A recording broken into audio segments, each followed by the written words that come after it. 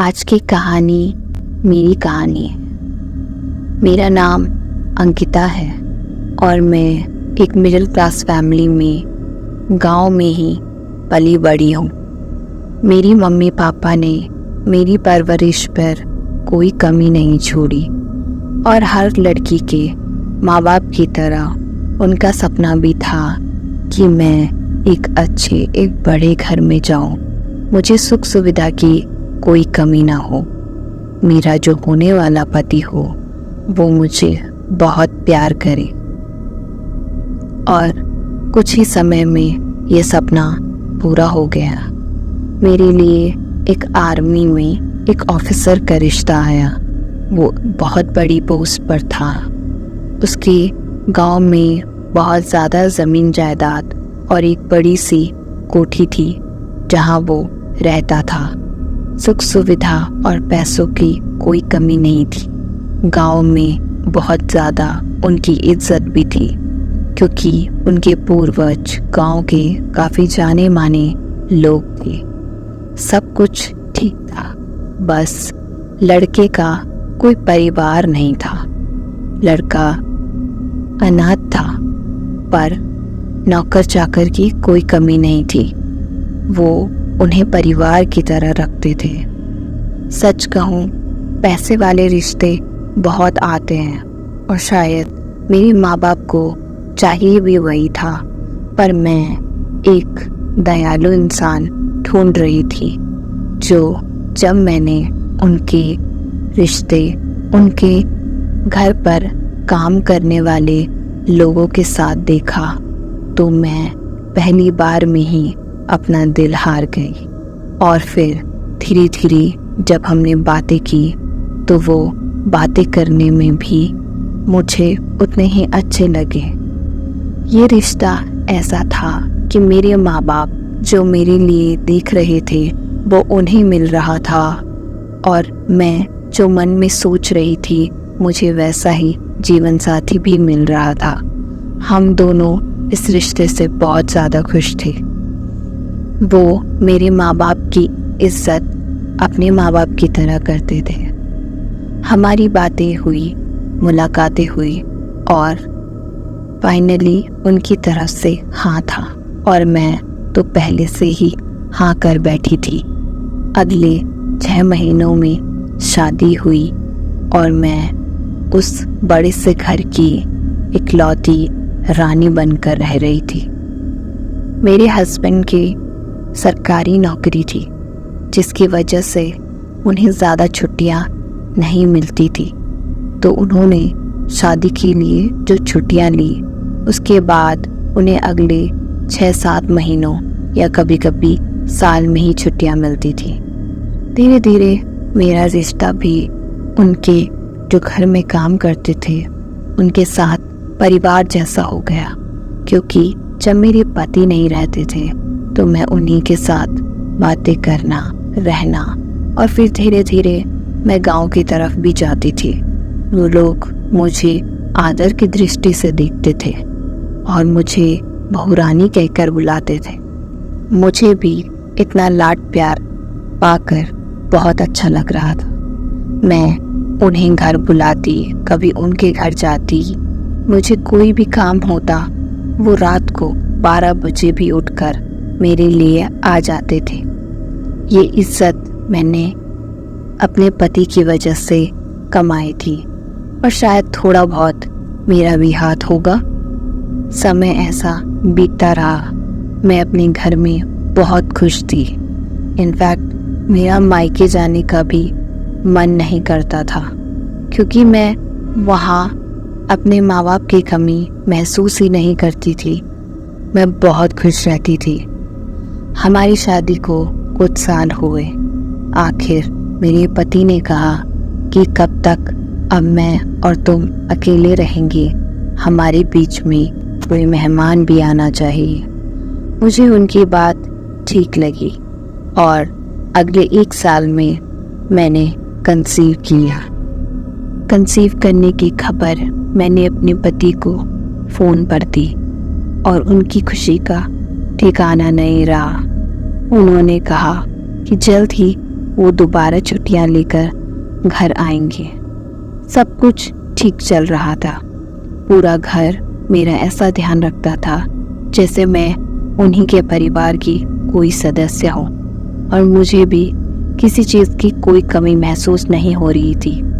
हाँ, मुझे पति की कमी ज़रूर महसूस हो रही थी, पर मैं समझ रही थी कि उनका वो काम है, देश की सेवा कर रहे हैं। जब मेरा बच्चा इस दुनिया में आएगा तो मैं उसे उसके पापा की बहादुरी के बारे में ज़रूर बताऊंगी। मैं बहुत खुश थी। मेरी प्रेगनेंसी के 3 महीने बहुत आराम से और बहुत अच्छे से गुजरे। 3 महीने तक पूरे गांव वालों ने मेरा बहुत ज़्यादा ध्यान रखा।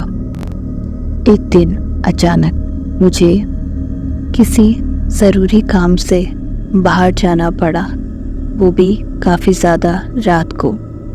मेरे घर के सभी लोगों ने मुझे समझाया कि मुझे इतनी रात को इस हालत में बाहर नहीं जाना चाहिए, पर जब मेरे पति घर पर नहीं हैं तो घर का ऑफिसर मैं ही थी।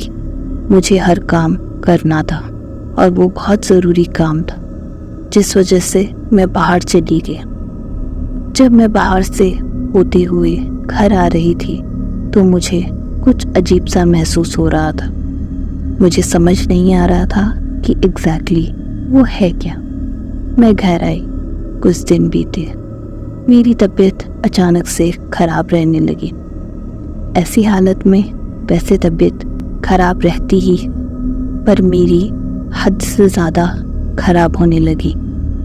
मेरे घर पर काम करने वाले सभी लोग मेरे लिए कंसर्न थे कि मुझे आखिर क्या हुआ है। उन्हें ज़्यादा इस चीज़ की समझ नहीं थी, तो उन्होंने मेरे पति को फ़ोन करके मेरी हालत के बारे में बताया। मेरे पति ने उन्हें कहा कि वो डॉक्टर को बुला ले और एक बार अच्छे से चेकअप करवा ले। डॉक्टर मेरे घर आया, उन्होंने सारी चीज़ें चेक की, पर उन्हें सब कुछ ठीक लग रहा था।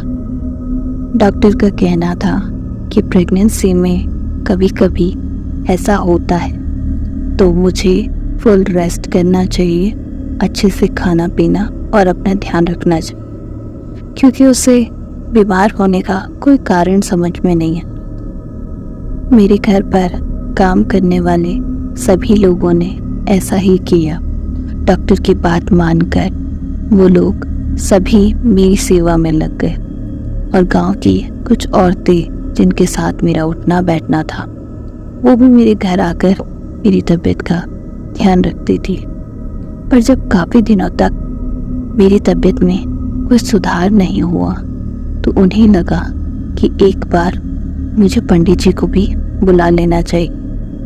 मैं इस हालत में नहीं थी कि मैं किसी को भी बुला सकूं, तो उन्होंने अपनी तरफ से ही गांव में एक पंडित जी थे, उनको बुला लिया। पंडित जी ने मुझे कुछ नहीं बताया, पर मुझे देखते ही कुछ चीज़ें करने को कही। उन्होंने मुझे एक पत्ते पर श्रृंगार का सामान रखने को कहा और कहा कि मुझे 7 जल के स्रोत जो भी नेचुरल पानी के हैं, वहाँ पर ये सामान पत्ते पे रखकर बहा के आने हैं। पर शर्त ये थी कि मुझे मिडनाइट को जाना था, और वो भी अकेले। और उन्होंने कहा कि कोई बड़ी बात नहीं है, सब ठीक है। मुझे समझ नहीं आया कि ऐसा उन्होंने क्यों कहा। मेरे पूछने पर भी उन्होंने मुझे कुछ नहीं बताया और कहा बस जैसा कह रहा हूँ वैसे ही करना, और करके सीधा वापस आ जाना, पीछे मुड़कर मत देखना, बस तुम्हारी तबीयत ठीक हो जाएगी। अब मेडिसिन से मुझे कोई फ़र्क तो पड़ नहीं रहा था, तो आखिर यही मेरे पास लास्ट ऑप्शन था, तो मैंने वैसा ही किया। मैं पानी के 7 जगह चुने, कोई नदी, कोई तालाब, और उस पर श्रृंगार का सामान बहाकर आ गई। घर आने पर मुझे थोड़ा ठीक महसूस हो रहा था। गांव वाले मेरी देखरेख कर रहे थे। मैं दिन में तो फिर भी ठीक रहती, पर अचानक से रात को मैं बहुत ज़्यादा चीखने चिल्लाने और अजीब अजीब सी आवाज़ें निकालने लगती थी।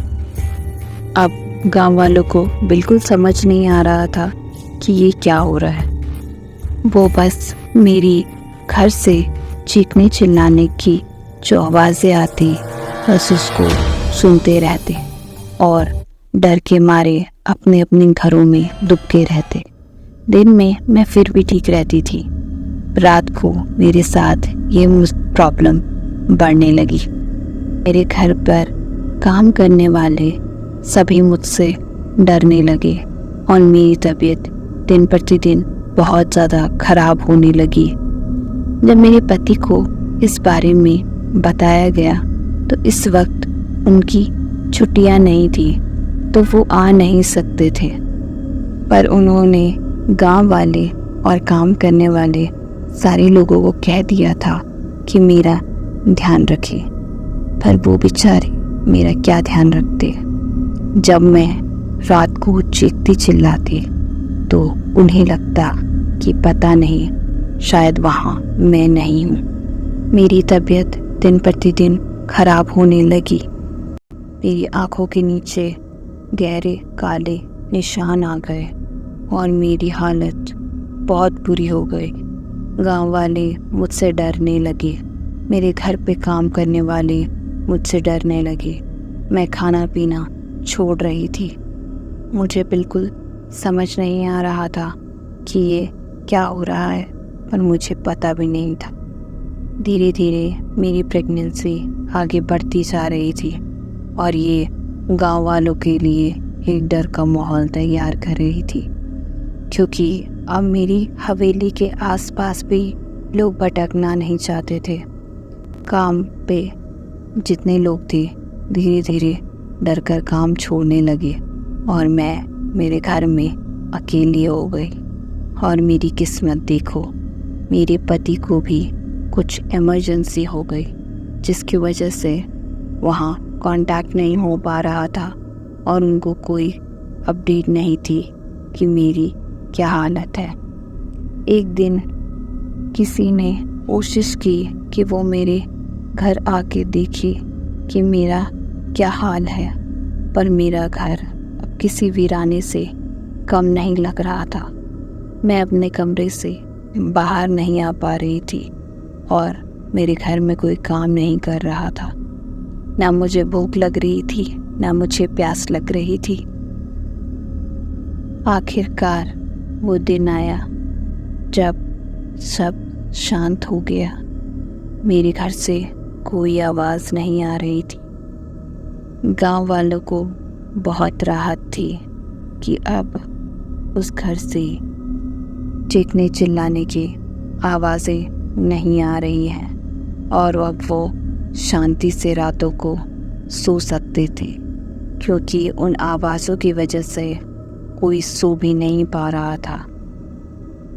अब फाइनली वो दिन आया जब मेरे पति को छुट्टी मिल गई और उनका काम पूरा हो गया। वो बहुत खुशी से मेरे घर आए। सभी गांव वालों ने उन्हें अच्छे से देखा, सहलाया और उसे मेरी हालत के बारे में सब कुछ बताया। सारे गांव वालों के साथ मेरे पति घर पहुंचे और जब मेरे को पूरे घर में ढूंढा तो मैं घर पे नहीं थी, मैं अपने कमरे पर ही थी। उन्होंने दरवाज़ा नॉक किया तो अंदर से कोई आवाज़ नहीं आई। बाद में उन्होंने दरवाज़ा तोड़ दिया। मैं खून से लथपथ वहाँ ज़मीन पर पड़ी हुई थी। कुछ सिंदूर और हमारा अभी जन्मा हुआ बच्चा भी वहाँ मरा पड़ा था। सबको मेरे और मेरे बच्चे को देखकर लग रहा था जैसे हमारा किसी ने खून चूस दिया हो। पर उस कमरे में खाने पीने का सामान कैसे आया? सारे गांव वाले ये सोचकर हैरान थे क्योंकि काफ़ी समय से ना वहाँ खाना बन रहा था, ना घर पे कुछ सामान आ रहा था। मेरे पति टूट गए। हमें उस कमरे में ऐसी हालत में देखकर उनका एक परिवार फिर से एक सपना ही रह गया।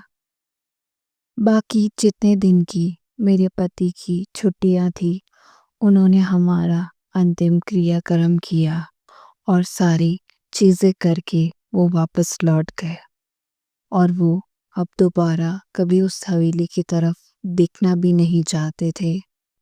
और मेरे साथ जो भी हुआ वो राज मेरे साथ ही चला गया। गांव वालों को कुछ समय की शांति तो मिली, पर अब हमेशा के लिए एक ऐसी जगह तैयार हो गई जिसकी कहानियां सालों साल सुनाई जाएंगी, और एक खौफनाक जगह जिनसे सभी की बहुत सारी यादें जुड़ी हुई हैं।